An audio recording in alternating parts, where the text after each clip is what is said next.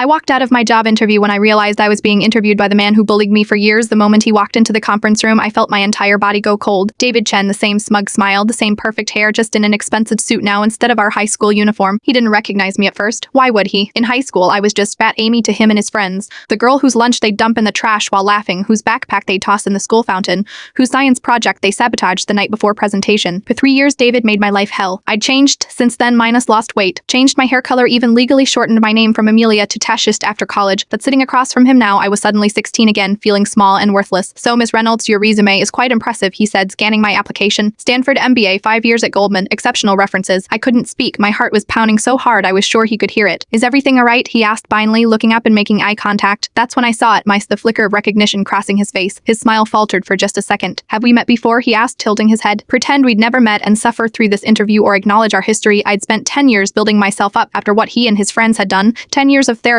hard work, and proving my worth. Yes, David, we have, I said, my voice surprisingly steady. I am Amelia Reynolds, from Westlake High. He blinked rapidly, clearly searching for the right corporate response. Oh, Mua, I didn't. You look different, he stammered. I am different, I replied. Very different from the girl whose college application essay you stole and posted online. BF from the girl you told should kill herself because no one would miss her. That was a long time ago, he said quietly, glancing at the door as if hoping Asher would walk in. It was, I agreed. But do you know what I realized just now? I've spent years trying to prove myself, getting degrees and achievements, partly because you convinced me I was nothing, and now here I am interviewing for a position where you'd be my boss. I stood up and gathered my portfolio. I am withdrawing my application. Wait, he said, standing too. I was a teenager. I was stupid and cruel, but people change. I've changed. I paused at the door. Maybe you have, but I've changed too, and the new me knows her worth enough to never work for someone who once told her she was worthless. His face reddened. This is ridiculous. It was high school. Examen does stupid things in high school. No, David. Not everyone torments other kids until they switch schools. That was a choice you made, and this is a choice I am making. As I walked toward the elevator, my phone buzzed. It was a text from the CEO, Minx, the woman I'd initially interviewed with last week. Maya, how did the final round go with David? He's new to our leadership team but has been pushing hard to fill this position. I stared at the message, considering my response. My finger hovered over the keyboard. Finally, I typed, I think we need to talk. Are you free for coffee tomorrow? She responded immediately. Absolutely. Is everything okay? No, I replied, but I think it's something you should know about your new hire. The next day, over coffee, I told her everything. How David had led a campaign of terror against me and others. How he'd created a fake social media profile of an overweight classmate and used it to humiliate her. How he'd made a student with a stutter read aloud in class just so he could record and mock it. The CEO listened without interrupting. When I finished, she nodded slowly. Thank you for telling me this, she said. Character matters in leadership positions. I'll be looking into this immediately. 2 weeks later, I got another call from her. The position was still open. David was no longer with the company. We have a zero tolerance policy for bullying of any kind, she explained, past or present.